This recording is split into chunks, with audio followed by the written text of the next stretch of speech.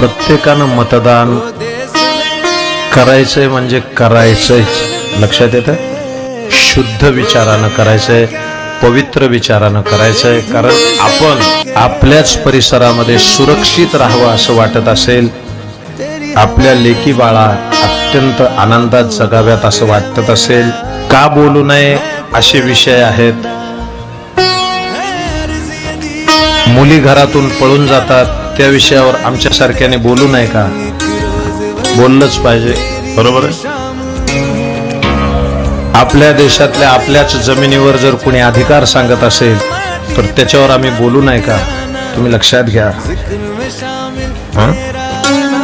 कृष्णाच्या जन्मभूमीवर, काशी विश्वनाथाच्या जन्मभूमीवर झालेल्या आक्रमणाविषयी आम्ही बोलू नये का? बरोबर. थोडासा विचार करणं आवश्यक आहे. प्रभू रामचंद्राच्या झालेल्या अयोध्येच्या मंदिरावर आम्ही बोलू